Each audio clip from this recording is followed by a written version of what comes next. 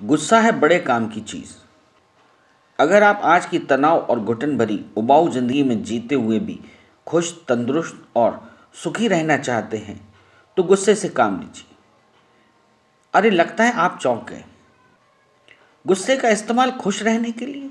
वाह, आपको ताज्जुब भी हो रहा है और हंसी भी आ रही है। ये बात है भी अजीब। जैसे सारी दुनिया बीमारी कहती है, हम उसी को इलाज बता रहे हैं। लेकिन यह सरासर सच है और इसकी गवाही बड़े बड़े मनोवैज्ञानिक भी दे चुके हैं। गुस्सा मानसिक स्वास्थ्य के लिए जरूरी। गुस्सा, जिसे हमारा समाज इंसान की कमजोरी, बेवकूफ़ी, पागलपन या गंवारपन समझता है, वास्तव में हमारे लिए अभिशाप नहीं, वरदान है। गुस्सा भी प्यार, ममता, स्नेह और दया जैसी एक स्वाभाविक प्रवृत्ति है जो हमें सहज और स्वस्थ बनाए रखती है। यह हमारे मानसिक स्वास्थ्य के लिए उतना ही जरूरी है जितना कि शारीरिक स्वास्थ्य के लिए आहार। पर हम इस बात को मानने और समझने से मुंह चुराते हैं क्योंकि हम सभ्यता का मुखौटा चढ़ाए हैं। सभ्यता का तकाजा यही है कि हम सदा प्रसन्नचित्त, विनम्र और मृदुभाषी बने रहें, भले ही अंदर से हम जल भुनकर कबाब हो रहे हो। मगर हमारे सौम्य मुखमंडल पर एक सहज मुस्कान और वाणी में शहद जैसी मिठास बनी रहनी चाहिए। क्या आपने कभी सोचा है कि इस सिंथेटिक सभ्यता की खातिर एक दिन में हम कितने मुखौटे बदलते हैं? या पूरे 24 घंटे में वैसे कितने क्षण आप निकाल पाते हैं जब आप अपने प्राकृतिक और स्वाभाविक रूप में रहते हैं? कई बार तो यह नाटक करते करते जिंदगी एक नाटक बनकर रह जाती है। हम लोग रोज जीते हैं नाटकों और मुखौटों की जिंदगी। कई घटनाएं हम रोज ही सुनते हैं, बल्कि ऐसी ही जिंदगी हम में से अधिकांश लोग भी जीते हैं। नाटकों और मुखौटों की जिंदगी जिसे मूलतः हम पसंद भी नहीं करते। इस तरह हम अंदर ही अंदर घुटते भी हैं, सुलगते भी हैं, उलझते भी हैं, लेकिन आश्चर्य, फिर भी रेशम के कीड़े की तरह अपने चारों ओर रेशम के जाल बुनते ही रहते हैं। क्या हम भी रेशम के कीड़े की तरह इस बात से अनभिज्ञ हैं कि इस जाल में हम खुद ही फंसेंगे? हम सभ्यता के चाहे जितने कवर चढ़ा लें, ऊपर से चाहे जितने आदर्शवादी बन जाएं, मगर अंदर से तो इंसान ही रहेंगे। और गुस्सा इंसानियत की निशानी है, हमारा स्वभाव, हमारी प्रकृति है।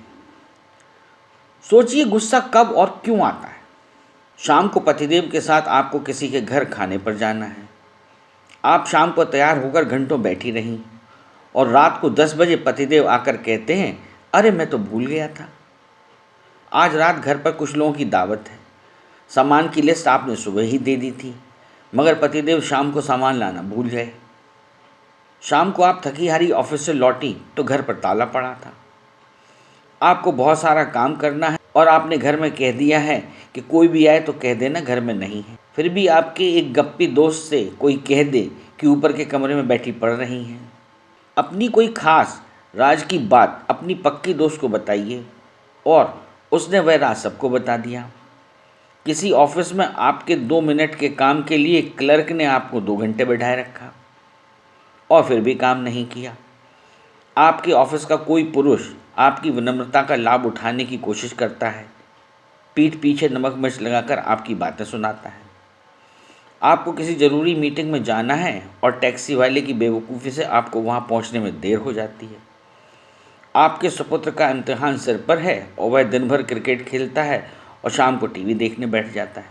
इसी तरह की बहुत सी बातें हैं जो हमें गलत या बुरी लगती है, जिनसे हमें चोट पहुंचती है, मानसिक आघात लगता है, हमारी भावनाओं को ठेस लगती है, हमें दुख होता है और हमें गुस्सा आता है। ऐसी प्रतिकूल और अनचाही स्थितियों के लिए गुस्सा ही सबसे अच्छी, सही और स्वाभाविक प्रतिक्रिया है। ऐसे में गुस्सा कर लेने से एक तो हमारे दिल का गुबार निकल जाता है, हमारी भावनाओं को बाहर निकलने का एक रास्ता मिल जाता है और हमें यह भी सुकून हो जाता है कि हमारी चोट का एहसास दूसरों को हो गया है। यह गुस्सा एक सबक हो जाता है और दूसरों की जल्दी हिम्मत नहीं पड़ती कि दोबारा हमारे साथ कोई धोखा, चालाकी या विश्वासघात करे। इसलिए ऐसी स्थितियों पर अपनी नाराज़गी जाहिर कर देना बेहद ज़रूरी है। गुस्सा कीजिए ताकि आप बाद में खुश रह सकें। कुछ लोग समझते हैं कि गुस्सा करना इंसान की सबसे बड़ी कमज़ोरी है और गुस्सा पी जाना सबसे बड़ी बहादुरी। उनका ख्याल है कि गुस्से को वश में रखकर ही संबंधों को मधुर बनाए रखा जा सकता है, और गुस्सा करने से संबंधों में दरार पैदा हो जाएगी, संबंध टूट जाएंगे, दोस्त मुंह मोड़ लेंगे और हमारी छवि एकदम बिगड़ जाएगी। कुछ लोग कहते हैं कि हमें गुस्सा कभी आया ही नहीं। ऐसे लोग ही हमको बहका देते हैं। गुस्सा उन्हें भी आता है। वे न सिर्फ दूसरे को धोखा दे रहे हैं बल्कि खुद भी धोखे में जी रहे हैं। आप सोचिए, जब आप एक दूसरे से अपने दिल की बात कहते ही नहीं तो आपके संबंध घनिष्ठ और मधुर कैसे हो सकते हैं? ऐसे संबंध मधुरता का भ्रम तो बनाए रख सकते हैं, लेकिन वास्तव में कभी मधुर नहीं हो सकते। अब जरा यह भी देख लीजिए कि गुस्से को दबाए रखने से क्या होता है। मान लीजिए आप एक आधुनिक महिला हैं। आपके पति की किसी लड़की से दोस्ती है, मगर आप इसे बुरा नहीं समझती।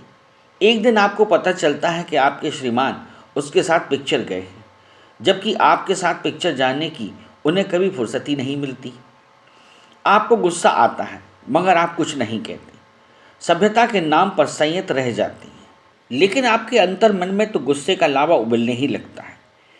फिर आपको ऐसी ही कोई और बात पता चलती है, लेकिन आप सच को स्वीकारना नहीं चाहते। गुस्सा करने से कहीं बात और न बिगड़ जाए, यह डर रहने लगता है। आपके मन में एक अंतर्द्वंद शुरू हो जाता है। अपने गुस्से पर काबू रखने के लिए आप नए नए तर्क तलाश लेती हैं। गुस्से से बचने के लिए बहुत सी बातें सुनते हुए भी अनसुनी कर देती हैं, बहुत सी घटनाएं देखकर भी अनदेखी कर देती हैं, और बहुत कुछ समझाने के बावजूद उसे समझना नहीं चाहती, और उसके लिए मजबूरन आप एक मजबूत सा कवच अपने चारों ओर बना लेती हैं, ताकि कोई सच्ची और सहज भावना कहीं से फूट ना पड़े। आपकी संवेदनशीलता, आपका स्पष्ट दृष्टिकोण, आपका असली स्वभाव, सच्चाई, सरलता, आत्मविश्वास, सब कुछ उस कवच के अंदर रह जाता है। बाहर होती है तो बस एक चौकस सतर्कता, कहीं से असलियत दिख न जाए। ऐसे में आपका व्यवहार कभी सहज नहीं हो सकता। इस तरह आत्मसंयम के नाम पर आप अपने ऊपर जुल्म करती हैं, अपने व्यक्तित्व को सिर्फ खोखला और कमज़ोर बनाती हैं। आपकी ये उदासीनता की नीति अंततः संबंधों को तोड़ने में ही सहायक होती है, जोड़ने में नहीं। इसलिए यदि आपको कोई बात बुरी लगती है तो तुरंत गुस्सा कीजिए, ताकि आप बाद में खुश रह सकें, भले ही आपको गंवार या जाहिल कहा जाए। आवेग और उत्तेजना भरे गुस्से से कोई फ़ायदा नहीं। गुस्सा करने का मतलब यह बिल्कुल नहीं कि आप गुस्से में घर के बर्तन तोड़ डालें या खाना उठाकर फेंक दें। जिससे नाराज़ हों उससे बोलना छोड़ दें, या गुस्से में घर छोड़कर चली जाएं, या फिर स्वयं भी कोई ऐसा कुछ करने लगें जिससे आपको जलाने वाला भी खुद गुस्से की आग से जलने लगे। इस तरह के आवेग और उत्तेजना भरे गुस्से से कोई फ़ायदा नहीं। इससे एक तो आपके मन की बात मन में ही रह जाएगी, दूसरे लोग आपसे दूर भागने लगेंगे, और आप कई मानसिक और शारीरिक बीमारियां जैसे अल्सर, हाई ब्लड प्रेशर, सिर दर्द आदि की शिकार हो जाएंगे। ऐसे गुस्से को हम निरर्थक गुस्सा कह सकते हैं। कहा गया है कि क्रोध मूर्खता से आरंभ होता है और पश्चाताप पर समाप्त होता है। शायद यह उक्त निरर्थक गुस्से के लिए सही बैठे, मगर यदि गुस्सा बुद्धिमानी से शुरू किया जाए और सही ढंग से किया जाए तो निश्चय ही पश्चाताप नहीं बल्कि एक आत्मसंतोष की निश्चितता की ओर एक आंतरिक खुशी की अनुभूति होगी। गुस्सा करने का सही ढंग। आइए अब मूल मंत्र की तरफ बढ़ें और देखें कि गुस्सा करने का सही ढंग क्या है। सबसे मुख्य बात तो यह है कि जब भी कोई अनचाही स्थिति पैदा हो और आपको गुस्सा आ जाए तो उसे जाहिर करने से पहले यह सोच लीजिए कि आपके गुस्सा होने के 4 उद्देश्य हैं। नंबर 1, आपको जो मानसिक आघात लगा है, जो दुख हुआ है, दूसरे को उसका पूरा पूरा एहसास कराना। नंबर 2, इस दुखदायी स्थिति को बदलना।